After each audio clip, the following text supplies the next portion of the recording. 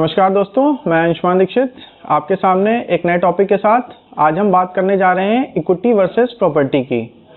ये एक बहुत कॉमन टॉपिक है और हमारे सारे इन्वेस्टर्स का ये आधारभूत प्रश्न रहता है। जब भी वो इन्वेस्टमेंट करने चलते हैं तो उनके दिमाग में एक ये प्रश्न रहता है कि क्या प्रॉपर्टी बेहतर है या शेयर बाजार बेहतर है, क्या इक्विटीज़ में ज़्यादा अच्छे रिटर्न्स आते हैं या फिर प्रॉपर्टीज़ में ज़्यादा बेहतर रिटर्न आते हैं। हम अगर चाहें तो इस टॉपिक को और विस्तृत कर सकते हैं।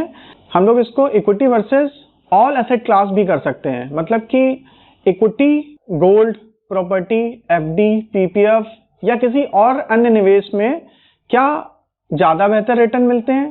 तो मैं एक बार आपको अपना पर्सनल लाइफ का एग्जांपल देता हूँ। जैसे कि मैं एक शिक्षक हूँ, तो हम लोग फैकल्टी ब्लॉक में बैठे हुए थे, तो हम लोगों ने आपस में डिस्कस किया। मैंने एक प्रश्न पूछा, बाकी सारे जितने भी साथ के मेरे फेलो प्रोफेसर्स हैं उनसे मैंने पूछा कि क्या अगर आपको पैसा निवेश करना हो तो आप किस एसेट क्लास में निवेश करना पसंद करेंगे, या फिर दूसरे तरीके से इसको पूछें, आप किस एसेट क्लास को सबसे बेस्ट एसेट क्लास मानते हैं। मतलब आप लोगों का क्या मानना है कि कहाँ पे सबसे ज़्यादा पैसा बनता है। तो वहाँ पे 90% लोगों का ये मानना था कि प्रॉपर्टी में सबसे ज़्यादा रिटर्न्स बनता है। और वहाँ पे एक कंप्यूटर डिपार्टमेंट की प्रोफेसर थी, उन्होंने एक एग्जांपल भी दिया। उन्होंने कहा था मेरे फादर ने एक प्लॉट खरीदा था आज से 20 साल पहले, अप्रॉक्स 25 साल पहले, और उस समय उस प्लॉट की जो कीमत थी उन्होंने 1 लाख रुपए अदा करी थी और इस समय उस प्लॉट की कीमत 40 लाख रुपए है।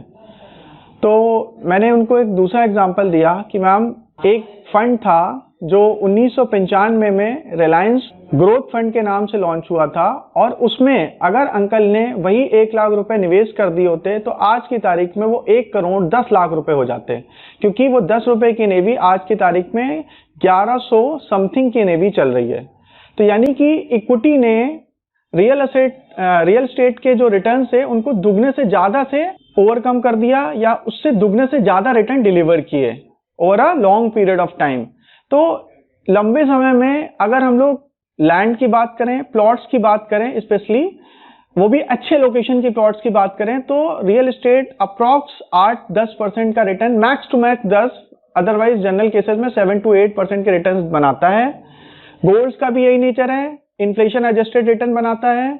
अगर आप लंबे समय में, मैं इस वीडियो के अंत में आपको एक स्लाइड भी दिखाऊंगा, इस स्लाइड में आप देखेंगे जिसमें मैंने इक्विटी को बाकी सारे अन्य एसेट क्लासेस के साथ कंपेयर किया हुआ है। तो इस स्लाइड को देख के आप जान पाएंगे कि लंबे समय में गोल्ड, प्रॉपर्टी, एफडी, पीपीएफ ये सारे लगभग 7-8% के आसपास ही एनुअलाइज रिटर्न देते हैं, जबकि इक्विटी लंबे समय में 12, 15, 18% तक के रिटर्न देने की पोटेंशियल रखता है। और इक्विटी ने पिछले 20 सालों में, 25 सालों में ये रिटर्न डिलीवर किए हैं।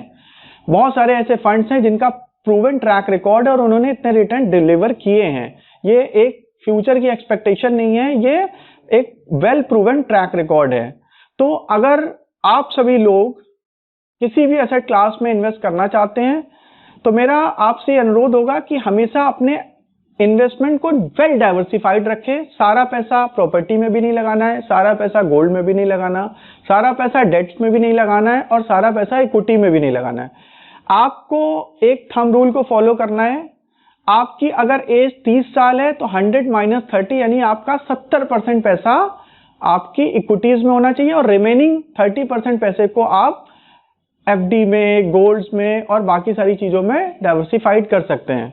तो ये इक्विटी की खूबसूरती है। और प्रॉपर्टी एज एसेट क्लास में एक बहुत बड़ा प्रॉब्लम ये है कि एक लिक्विड नहीं होती है।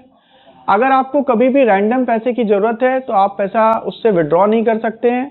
दूसरी चीज़ ये कि इसका टिकट साइज बहुत बड़ा होता है। आपको 10, 20, 50 लाख से कम का कोई टिकट साइज नहीं मिलेगा। मतलब आपको अगर लैंड परचेज करनी है, प्लॉट परचेज करना है, फ्लैट परचेज करना है, तो आपको 10, 20, 25, 50 लाख, करोड़ से नीचे मिलेगा ही नहीं। जबकि आप शेयर 100 रुपए का भी परचेज कर सकते हैं, एक म्यूचुअल फंड में आप 5000 रुपए से भी इन्वेस्ट कर सकते हैं, एक एसआईपी आप 1000, 500 या 100 रुपए से भी शुरू कर सकते हैं। तो ये एक ब्यूटी है इक्विटी एज एसेट क्लास की। दूसरी कि इसमें लिक्विडिटी भी रहती है।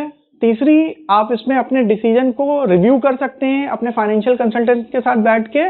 जबकि अगर आपने लैंड परचेज कर ली तो आप बहुत ज़्यादा फ्रीक्वेंटली अपने डिसीजन को रिव्यू नहीं कर सकते। आप रोज जमीन बेच नहीं सकते हैं और रोज जमीन खरीद नहीं सकते हैं, क्योंकि उसमें हैवी स्टैम्प ड्यूटी लगती है और ये सौदे करने भी बड़े मुश्किल होते हैं और इसमें फ्रॉड भी बहुत ज़्यादा होते हैं। जो ब्रोकर या जो मीडिएटर होते हैं वो आपको बताते कोई प्रॉपर्टी है, बेचते कोई प्रॉपर्टी है और जनरली खरीदने के बाद पता चलता है कि साहब वो प्रॉपर्टी तो 5 लोगों ने पहले भी खरीद रखी है।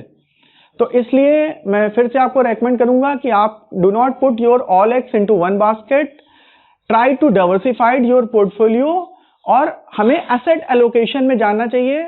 Equity, gold, debt, property, mix asset class लेना है तो आप बेहतर रिटर्न कमा सकते हैं।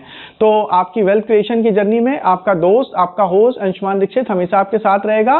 उम्मीद है आपको कंटेंट अच्छा लगा होगा।